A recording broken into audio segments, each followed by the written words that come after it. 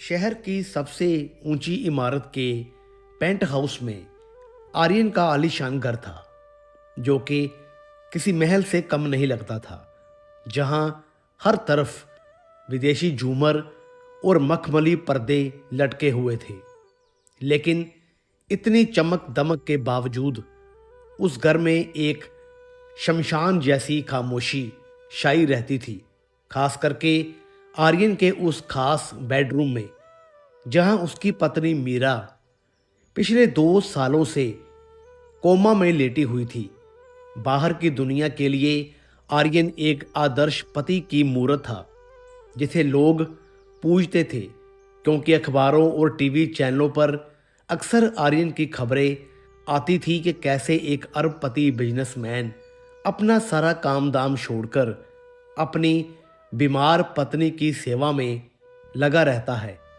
और लोग कहते थे कि प्यार हो तो आर्यन जैसा, जिसने के अपनी जवान और हसीन जिंदगी एक हॉस्पिटल जैसे कमरे में कैद कर ली है।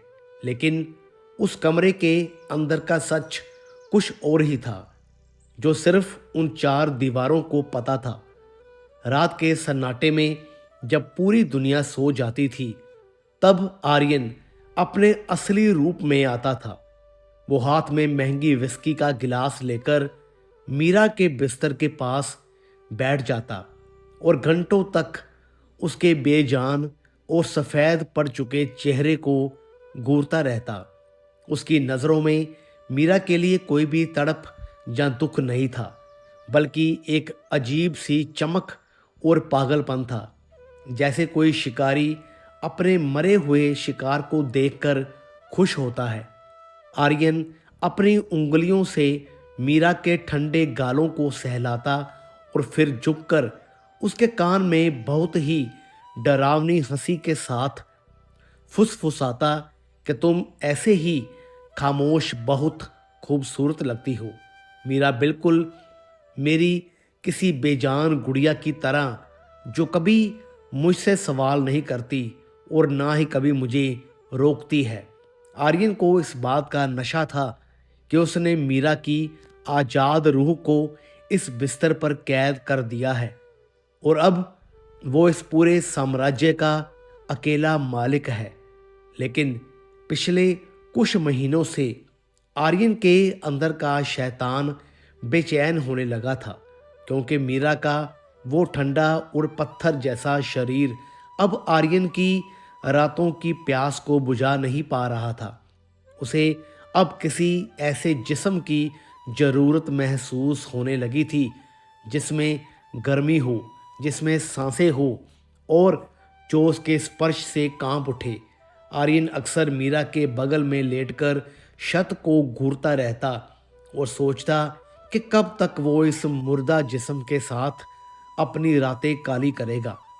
उसकी मर्दानगी और उसकी हवस अब उसे कुरेदने लगी थी, और वो अपनी इस भूख को मिटाने के लिए किसी नए खिलौने की तलाश में था, जो उसकी अंधेरी दुनिया में रंग भर सके। और यहीं से उस खतरनाक खेल की नींव पड़ रही थी, जिसने आगे चलकर सबकी जिंदगियां बदल दी। असली हलचल तब शुरू हुई जब एक बड़ी दोपहर में घर की घंटी बजी और दरवाजे पर एक नई नर्स खड़ी थी, जिसका नाम सोनिया था, जिसे हॉस्पिटल ने मीरा की 2400 घंटे देखभाल के लिए भेजा था। सोनिया देखने में बहुत ही कम उम्र की और बेहद आकर्षक लड़की थी, जिसका रंग दूध जैसा सफ़ेद था, और उसकी नीली नर्स की यूनिफॉर्म उसके शरीर पर बिल्कुल कसी हुई थी, जो उसकी जवानी को और भी ज़्यादा उभार रही थी। आर्यन उस वक्त अपने सोफे पर बैठकर फाइल देख रहा था, लेकिन जैसे ही उसकी नज़र सोनिया पर पड़ी, उसके हाथ रुक गए और वो पलक झपकाना भी भूल गया। सोनिया की आंखों में एक अजीब सी चमक और मासूमियत थी, जो आर्यन को बरसों बाद किसी औरत में दिखी थी। आर्यन, जो अब तक अपनी पत्नी के ठंडे और बेजान शरीर से उब चुका था। उसे सोनिया को देखकर ऐसा लगा जैसे किसी ने सूखी हुई जमीन पर बारिश कर दी हो। सोनिया ने बहुत ही अदब से आर्यन को नमस्ते कहा और अपनी ड्यूटी शुरू करने के लिए मीरा के कमरे की तरफ चली गई।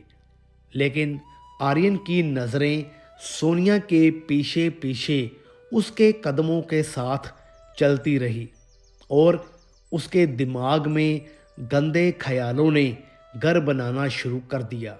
आर्यन अब जानबूझकर अपना काम धंधा छोड़कर घर पर ज़्यादा वक्त बिताने लगा और हर वो मौका ढूंढने लगा जिससे वो सोनिया के आसपास रह सके। जब भी सोनिया मीरा के शरीर को स्पंज करती या उसकी चादर बदलती तो आर्यन दरवाजे की ओट में खड़ा होकर सोनिया के झुकते हुए शरीर और उसकी सांसों की रफ्तार को नोट करता रहता। उसे सोनिया के पसीने की महक भी किसी महंगे इत्र से भी ज़्यादा नशीली लगने लगी थी।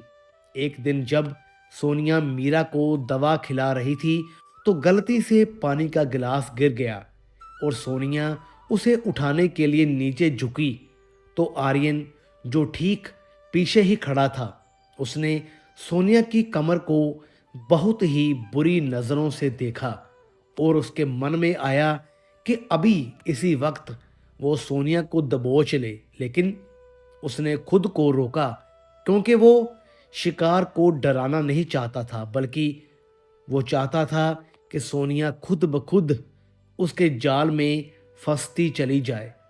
आर्यन ने सोनिया से मीठी मीठी बातें करना शुरू कर दिया और उसे ये एहसास दिलाने लगा कि वो इस घर में सिर्फ एक नौकरानी नहीं बल्कि उससे भी बढ़कर है।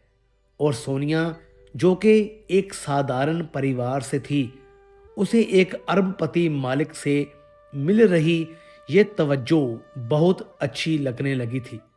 उसे अंदाजा भी नहीं था कि वो जिस आदमी को इतना शरीफ समझ रही है वो असल में एक भूखा भेड़िया है जो बस सही मौके का इंतज़ार कर रहा है कि कब वो सोनिया की मासूमियत को नोच सके।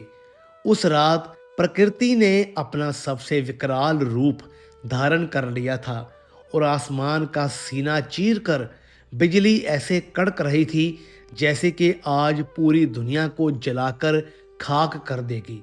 और उस भयानक शोर के बीच आर्यन का वो आलीशान पेंट हाउस बिल्कुल किसी डरावनी गुफा जैसा लग रहा था, जहां बिजली गुल होने की वजह से गहरा काला अंधेरा छाया हुआ था।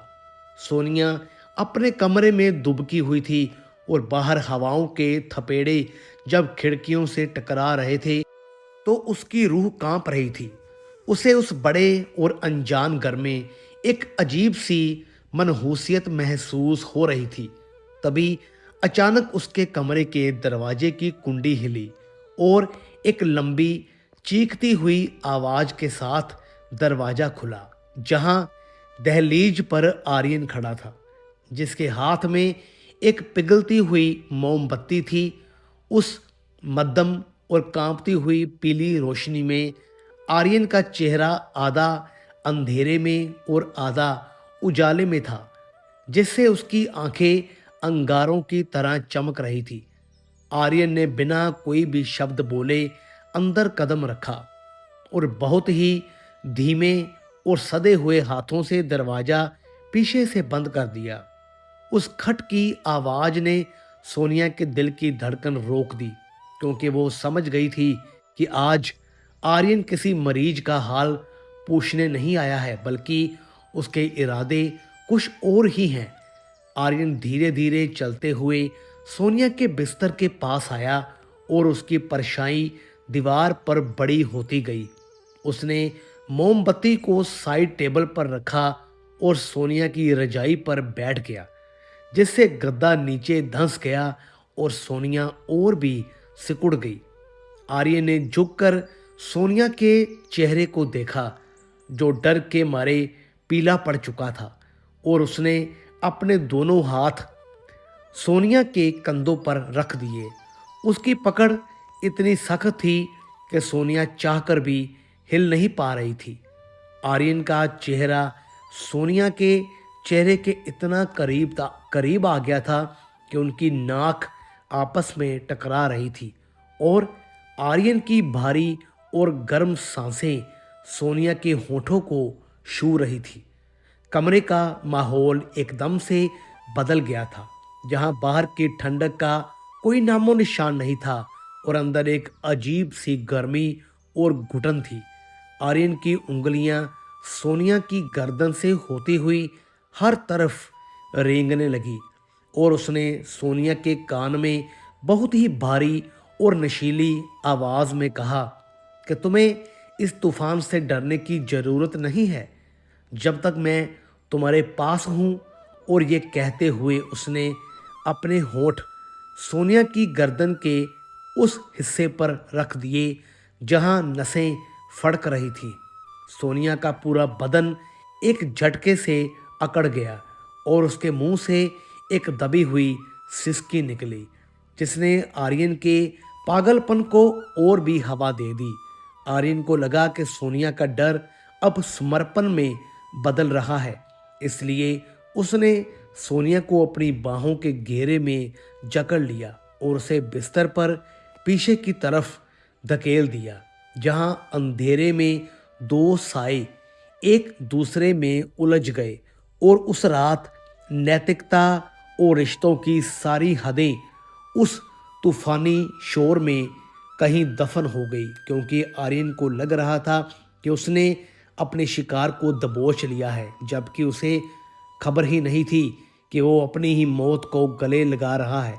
उस बंद कमरे में अब हवाओं के लिए भी कोई जगह नहीं थी, क्योंकि आर्यन और सोनिया के बीच की दूरियां पूरी तरह से खत्म हो चुकी थी।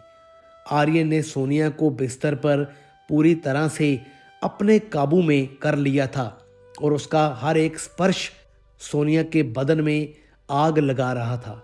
मोमबत्ती की वो डगमगाती हुई रोशनी में उनकी परछाइयां दीवार पर एक दूसरे में विलीन हो रही थी, जैसे दो रूहें एक हो रही हों। आर्यन की उंगलियां सोनिया के बालों में उलझी हुई थी और वो दीवानों की तरह सोनिया को प्यार कर रहा था, जिससे सोनिया की सिसकियां तेज होती जा रही थी। उस वक्त आर्यन को दुनिया की किसी भी चीज़ का होश नहीं था। ना तो उसे अपनी बीमार पत्नी का ख्याल था जो कि दीवार के उस पार थी, और ना ही अपनी इज्जत का डर था। बस उसके दिमाग पर सोनिया के जिस्म को पाने का नशा सवार था। कमरे में सिर्फ अब उनकी भारी सांसों की आवाज़ें गूंज रही थी, जो बाहर की बादलों की गर्ज को भी मात दे रही थी। आर्यन के हाथ सोनिया के शरीर के हर हिस्से को टटोल रहे थे और उसे ऐसा महसूस हो रहा था जैसे उसने दुनिया की सबसे कीमती चीज़ हासिल कर ली हो। सोनिया ने भी अब अपना विरोध छोड़ दिया था और वो आर्यन के इस जुनून में बराबर का साथ दे रही थी। उसने अपनी बाहें आर्यन के गले में डाल दी और उसे अपने और करीब खींच लिया, जिससे आर्यन का पागलपन और भी बढ़ गया। उस रात बिस्तर की चादरों में सलवटें पड़ती गई और पसीने से भीगे हुए दो जिस्म एक दूसरे की गर्मी में पिघलते रहे। आर्यन को लग रहा था कि वो स्वर्ग में है, क्योंकि सोनिया का साथ उसे वो सुकून दे रहा था जो उसे बरसों से नहीं मिला था। उसने सोनिया के कान में धीरे से कहा कि अब तुम सिर्फ मेरी हो और आज की रात हम वो सब करेंगे जो एक मर्द और औरत के बीच होता है।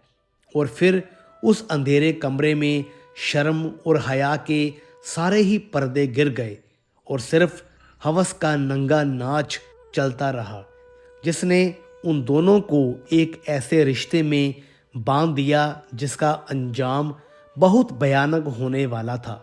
रात का वो भयानक और डरावना तूफान अब थम चुका था और सुबह की हल्की और सुनहरी धूप उन बड़े बड़े कांच की खिड़कियों से शन कर अंदर आ रही थी, जिसने उस बिखरे हुए कमरे के हर एक कोने को रोशन कर दिया था।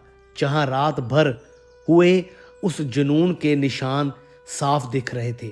जमीन पर पड़े हुए कपड़े और बिखरी हुई चादरें उस गहरे राज की गवाह थी जो रात के अंधेरे में दफन हो गया था। आर्यन जब अपनी गहरी नींद में से जागा तो उसके चेहरे पर एक विजयी मुस्कान थी, जैसे उसने किसी बहुत बड़ी जंग को जीत लिया हो। वो अपने बिस्तर पर अंगड़ाई लेते हुए उठा और उसने सोचा कि सोनिया अब उसके पैरों में होगी और शर्म से उसे नजरें भी नहीं मिला पाएगी, क्योंकि आर्यन को लगता था कि उसने उस मासूम लड़की को पूरी तरह से अपने काबू में कर लिया है और अब वो वैसा ही करेगी जैसा आर्यन चाहेगा। यही घमंड लिए वो अपने कमरे से बाहर निकला और सीधा किचन की तरफ गया, जहां से कॉफी की महक आ रही थी।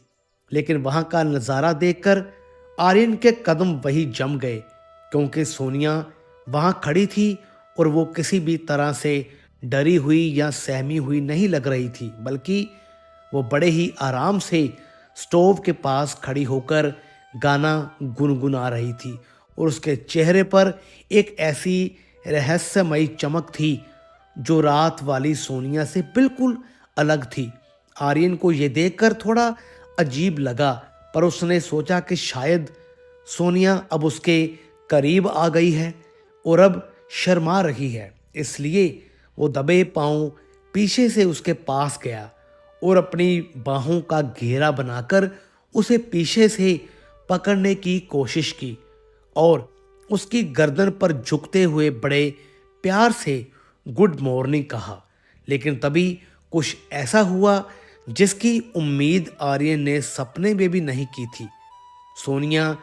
सोनिया ने एक झटके में ही आर्यन के हाथों को अपने शरीर से दूर फेंक दिया और घूमकर आर्यन की आंखों में आंखें डालकर देखा। उसकी आंखों में वो रात वाला प्यार या समर्पण नहीं था, बल्कि एक शिकार करने वाली शेरनी जैसी खूंखार ताकत थी। सोनिया के होठों पर एक टेढ़ी और जहरीली मुस्कान तैर गई और वो आर्यन के बिल्कुल करीब आई, इतना करीब कि आर्यन उसकी सांसों की गर्मी महसूस कर सकता था। आर्यन अभी कुछ समझ पाता उससे पहले ही सोनिया ने उसके कान में अपने होंठ सटाए और फुसफुसाते हुए कहा कि आर्यन बाबू, तुम्हें क्या लगता है कि मैं यहाँ सिर्फ तुम्हारी सेवा करने या तुम्हारा बिस्तर गर्म करने आई हूँ?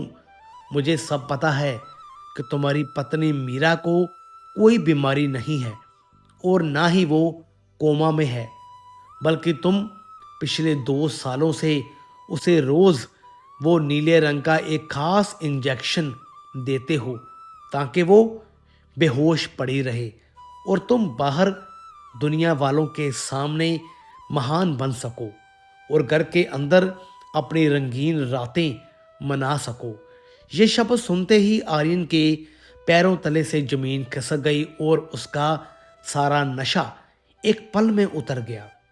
उसे लगा जैसे किसी ने उसके कान के नीचे जोर से तमाचा मारा हो।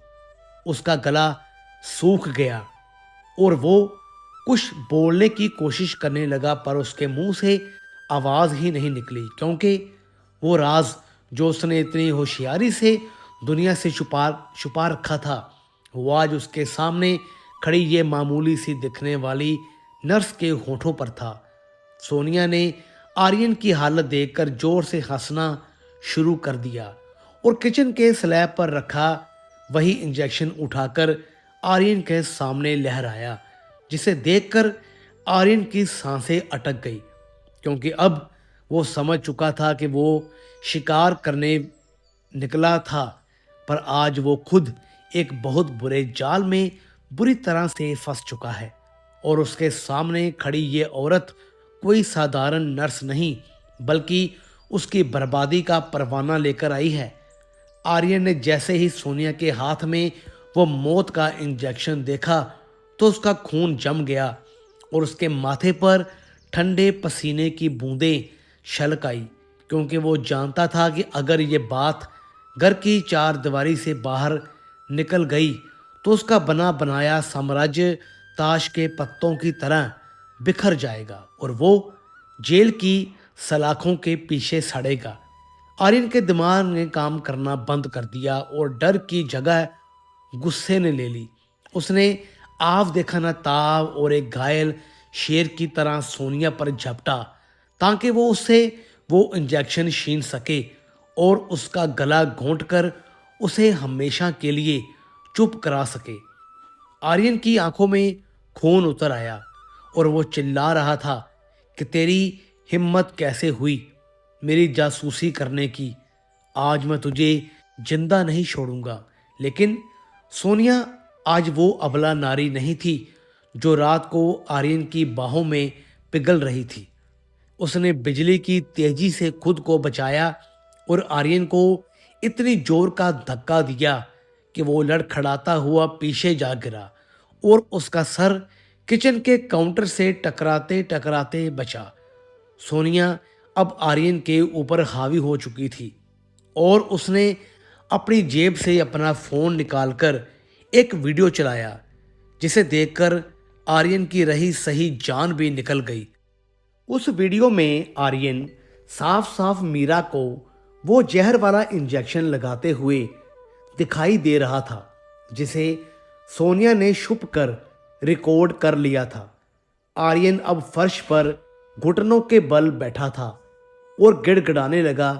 उसने सोनिया से कहा कि तुम्हें जो चाहिए ले लो, मैं तुम्हें मुंह मांगा पैसा दूंगा, बस ये वीडियो डिलीट कर दो और यहां से चली जाओ। लेकिन सोनिया ने एक बहुत ही जहरीली हंसी हंसते हुए कहा कि मुझे तुम्हारे ये कागज के टुकड़े नहीं चाहिए आर्यन बाबू, मुझे तो तुम्हारा यह पूरा साम्राज्य ही चाहिए और साथ में तुम्हारा नाम भी।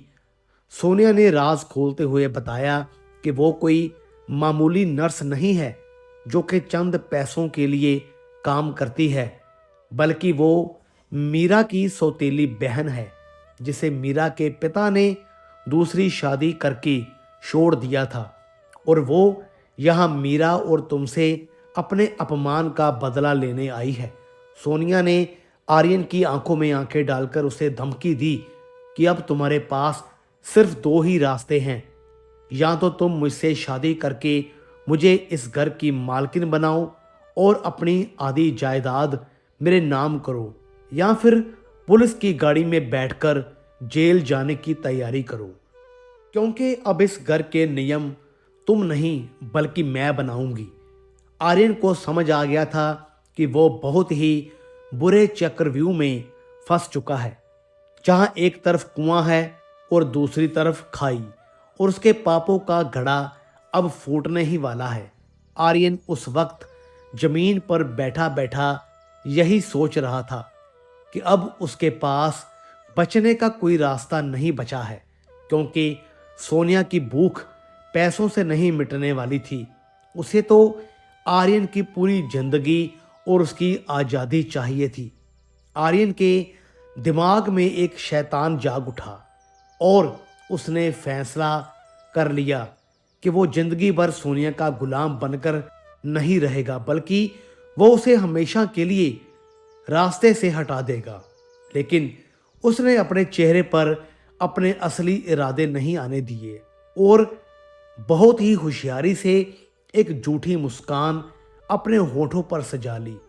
उसने सोनिया के सामने हाथ जोड़कर कहा कि ठीक है सोनिया, तुम जो चाहती हो मैं वही करूँगा। मैं तुमसे शादी करने के लिए तैयार हूँ और अपनी सारी जायदाद भी तुम्हारे नाम कर दूंगा। बस मुझे थोड़ा वक्त दो ताकि मैं वकीलों से कागजात तैयार करवा सकूं। यह सुनकर सोनिया की आंखों में चमक आ गई और उसे लगा कि उसने आर्यन को झुका दिया है और वो जीत गई है। लेकिन वो बेवकूफ़ ये नहीं देख पाई कि आर्यन की झुकी हुई नज़रों में हार नहीं बल्कि मौत का पैगाम लिखा था। उस पूरे दिन घर में एक अजीब सा नाटक चलता रहा, जहां सोनिया मालकन की तरह हुक्म चला रही थी और आर्यन एक आज्ञाकारी नौकर की तरह उसकी हर बात मान रहा था। लेकिन अंदर ही अंदर वो अपनी उस खास अलमारी की चाबी ढूंढ रहा था जहां उसने वो खतरनाक जहर छुपा रखा था जिसका कोई स्वाद और कोई रंग नहीं होता। शाम होते ही आर्यन ने जश्न मनाने का बहाना बनाया और कहा कि हमारी नई शुरुआत के लिए हमें आज रात एक शानदार डिनर करना चाहिए और पुरानी बातों को भूल जाना चाहिए। सोनिया अपनी जीत के नशे में इतनी चूर थी कि उसे आर्यन की बातों पर जरा सा भी शक नहीं हुआ और वो तैयार होने के लिए अपने कमरे में चली गई। इधर आर्यन ने मौके का फ़ायदा उठाया और अपनी अलमारी में से वो नीले रंग की छोटी सी शीशी निकाली जिसमें मौत की वो बूंदें थी जो इंसान को पल भर में सुला देती है। आर्यन के हाथ कांप नहीं रहे थे बल्कि वो बहुत ही शांत था। उसने 2 गिलास निकाले और महंगी शराब की बोतल खोली। फिर उसने बड़ी ही सावधानी से एक गिलास में वो पूरा जहर मिला दिया और उसे अच्छे से हिला दिया ताकि सोनिया को पता न चले। आर्यन उस जहरीले गिलास को देखकर मन ही मन मुस्कुराया और सोचने लगा कि सोनिया ने बहुत बड़ी गलती कर दी है शेर के मुंह में हाथ डालकर, क्योंकि आज की रात सोनिया की सुहाग रात नहीं बल्कि उसकी मौत की रात होगी और कल सुबह सूरज निकलने से पहले इस घर का ये दूसरा बड़ा राज भी हमेशा के लिए दफन हो जाएगा। आर्यन ने वो दोनों गिलास टेबल पर सजा दिए और सोनिया के आने का इंतजार करने लगा जैसे कोई शिकारी अपने शिकार के जाल में फंसने का इंतजार करता है। सोनिया उस रात एक बेहद खूबसूरत लाल रंग की ड्रेस पहनकर बाहर आई जिसमें वो किसी कयामत से कम नहीं लग रही थी और उसकी खूबसूरती को देखकर एक पल के लिए आर्यन भी अपना मकसद भूल गया। लेकिन फिर उसे याद आया कि उसे अपनी जान बचानी है। उसने मेज से वो दोनों गिलास उठाए और मुस्कुराते हुए सोनिया की तरफ बढ़ा। उसने जहर वाला गिलास बड़ी ही होशियारी से सोनिया की तरफ बढ़ाया और दूसरा गिलास अपने हाथ में रखा और कहा कि चलो इस नई शुरुआत के नाम एक जाम हो जाए। सोनिया ने गिलास थाम लिया और उसकी आंखों में एक अजीब सी चमक थी जो आर्यन को समझ नहीं आई। सोनिया ने गिलास होठों तक ले जाने से पहले आर्यन को रोका और कहा कि आज रात इतनी खास है तो क्यों ना हम एक दूसरे को अपने हाथों से पिलाएं और अपनी वफादारी का सबूत दें। आर्यन मना नहीं कर पाया क्योंकि वो सोनिया को शक नहीं होने देना चाहता था। सोनिया ने बहुत ही चालाकी से आर्यन को बातों में उलझाया और एक पल के लिए जब आर्यन का ध्यान उसकी ड्रेस पर था तो उसने बड़ी ही सफाई से गिलास बदल दिए और आर्यन को वो जहर वाला जाम पिला दिया। जबकि आर्यन को लगा कि वो जीत गया है, उसने अपनी शराब पी ली और सोनिया के मरने का इंतज़ार करने लगा। लेकिन कुछ ही पलों में सोनिया नहीं बल्कि आर्यन का गला जलने लगा और उसे चक्कर आने लगे। उसके हाथ से खाली गिलास छूट कर गिर गया और वो लड़खड़ाता हुआ जमीन पर घुटनों के बल गिर पड़ा। उसकी आंखों के सामने अंधेरा छाने लगा और वो समझ नहीं पा रहा था कि ये क्या हो रहा है। तभी उस बड़े हॉल में एक जोरदार आवाज़ गूंजी और मीरा के कमरे का दरवाज़ा धड़ाम से खुला, जिसे देखकर आर्यन की रही सही सांसें भी अटक गई क्योंकि दरवाजे पर मीरा खड़ी थी और वो बिल्कुल ठीक थी। उसने कोई हॉस्पिटल वाले कपड़े नहीं पहने थे बल्कि वो पूरी तरह से तैयार थी और उसके चेहरे पर एक मुस्कान थी। मीरा धीरे धीरे चलते हुए तड़पते हुए आर्यन के पास आई और बोली कि तुम्हें क्या लगा आर्यन कि तुम मुझे जिंदगी भर दवाइयाँ देकर सुलाते रहोगे और मैं कभी नहीं जागूंगी? मुझे तो 2 महीने पहले ही होश आ गया था और मुझे पता चल गया था कि मेरा अपना पति ही मेरा कातिल है। लेकिन मैं पुलिस के पास नहीं गई क्योंकि मुझे तुम्हें वैसे ही मौत देनी थी जैसे जिंदगी तुमने मुझे दी थी। आर्यन अब पूरी तरह से लकवाग्रस्त हो चुका था। वो ना हिल सकता था, ना बोल सकता था। बस उसकी आंखें खुली थी जिनमें खौफ साफ दिख रहा था। मीरा ने सोनिया के कंधे पर हाथ रखा और बताया कि ये सोनिया मेरी बहन नहीं है और ना ही कोई नर्स है। ये तो वो निशा है जिसे तुमने कॉलेज के दिनों में प्यार का झांसा दिया था। और जब तुम्हें पता चला कि मेरे पिता के पास करोड़ों की दौलत है तो तुम इसे प्रेग्नेंट छोड़कर भाग आए थे और मुझसे शादी कर ली थी। निशा ने अपना बच्चा खो दिया था और अपनी ज़िंदगी भी, लेकिन किस्मत ने हम दोनों को मिला दिया ताकि हम मिलकर तुमसे अपना बदला ले सके। आर्यन अब अपनी ही बिछाई हुई जाल में फंसकर एक जिंदा लाश बन चुका था। उस जहर ने उसकी जान नहीं ली थी बल्कि उसे हमेशा के लिए अपाहिज बना दिया था, ठीक वैसा ही जैसा उसने मीरा को बना रखा था।